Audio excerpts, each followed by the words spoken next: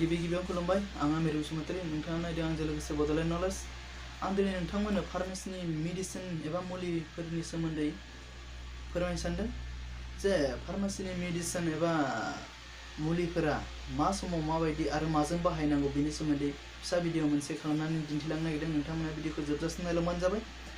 लोगोसे गाहायाव थानाय लाइक शेयार साबस्क्राइब लोगोसे बेल आइकन बेखौ दांना होनो दाबाव दानिया फैदो जों सिगां फारसे आवगायलांदिनि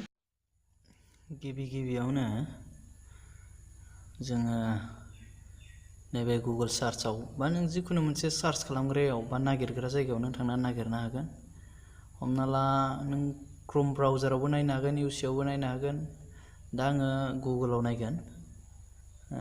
नैबे गुगलाव आं दांना होबाय गुगलाव दांनायनि उनावहाय जोङो बेयाव लिरनांगोन जे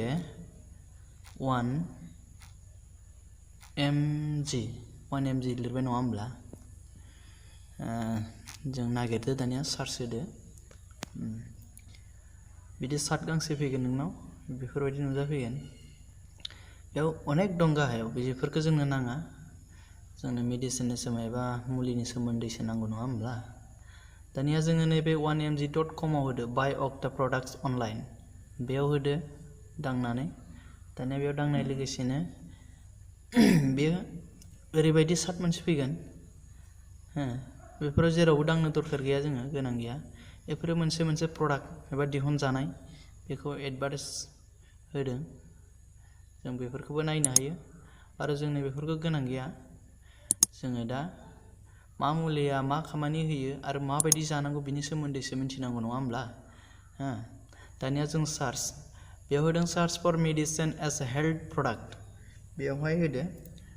नैबेयावहाय नैबे खालि जायगायाव जेरावनोखि जोङो नागिरनो हायो बेयाव जों प्रेसक्रिप्शन माने मुलिनि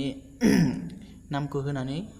नायनो हायो बेयाव ओरैबायदि मुलिनि नामखौसो होनांगोन जे नोङो जायफोर मुलियानोखि रेजिस्ट्रेसन जाखानाय प्राइभेट मेडिसिन कम्पानिफोरनि मुलिया बेयाव ओंखारनाय नङा दानिया जियानो जादोआ जोङो नैबेयाव होनोसै नङा होमब्ला दा जोङो जिखुनु मोनसे मुलिनि नाम होगोन नङा होमब्ला जिखुनु मोनसे मुलिनि नाम होनानै बेखौ जों नायनो हागोन जे बेयो मा खामानि होयो माबायदि होयो माबायदियाव जानांगौ बेखौ जों नायनो हागोन फर एग्जाम्पल अर्थात हमनानै लाबाय अमेस होबाय अमेस होनायनि उनाव जों सार्च खालामदो दा सार्च खालामनाय लोगोसेनो बेयो ओरैबायदि मोनसे फैसिगोन बेयाव माखासे प्रडाक्ट्स फैदों आरएक्स होदों बे प्रेसक्रिप्शन आरो बेयो मिथिबायना दाना अमेस DSR कैप्सूल फैदों अमेस 400 mg इंजेक्शन फैदों अमेस इंस्टा सेट फैदों बेफोर गाहायाव थानाया बेफोर प्राइस एबा बिनि दाम जों जिखुनु बे गाहायाव थानाय फोरनि गेजेराव जिखुनु जों मोनसे चॉइस खालामनो एबा माने नायनो हागोन हमना ला नैबेखौनो होबाय आं फार्स्टनिखौनो बेखौ होनानै जों नायनो हासिगोन आरो दा अमेस DSR कैप्सूल फैदों नङा होमब्ला प्रेसक्रिप्शन बियो आरो मोनसे खोथाया जों बेयाव जे ओरैबायदि मोनसे खामानि मावनाय जुदि नोंहा फार्मासिफोर दङबा नोंहा बेखौ अनलाइन थ्रुयै नोङो बेखौ बायनो हागोन बेयाव 20% डिसकाउन्ट थाखागोन आरो नोङो गोबां मुलिफोर बायोबा अनलाइननि जेरै नोंहा 50% केशबेक मोनफिननाय सुबिदा दङ दानिया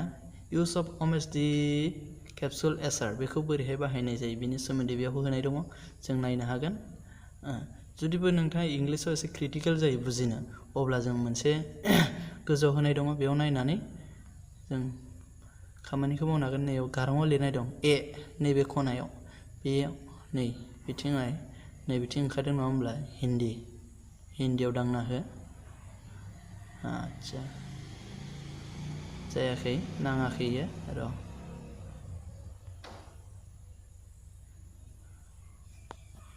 सरि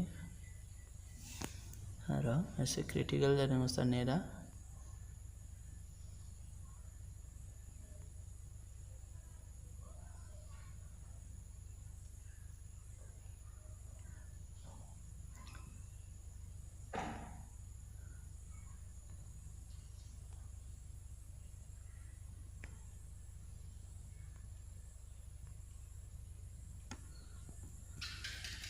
नेटनि प्रब्लेम जाबाय दङ।